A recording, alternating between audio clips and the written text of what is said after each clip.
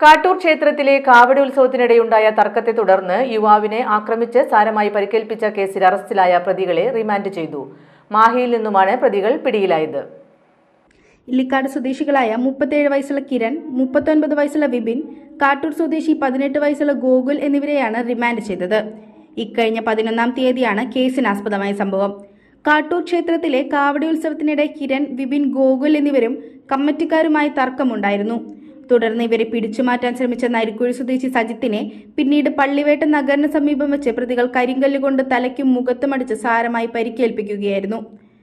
സംഭവത്തിന് ശേഷം ഒളിവിൽ പോയ പ്രതികളെ ജില്ലാ പോലീസ് മേധാവി ബി കൃഷ്ണകുമാർ IPSന് ലഭിച്ച രഹസ്യ വിവരത്തിന്റെ അടിസ്ഥാനത്തിൽ മാഹി പോലീസിന്റെ സഹായത്തോടെ മാഹിയിൽ നിന്നും പിടികൂടുകയായിരുന്നു.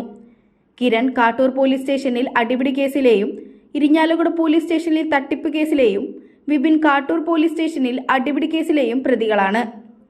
Kattoor police station inspector Baiju ER, probation SI Sanath C, sub ഇൻസ്പെക്ടർമാരായ ബാബു ജോർജ്, നൌഷാദ്, സിവിൽ പോലീസ് ഓഫീസർമാരായ ശ്രീജിത്ത്, ഷൌക്കർ എന്നിവരാണ് അന്വേഷണ സംഘത്തിലുണ്ടായിരുന്നത്.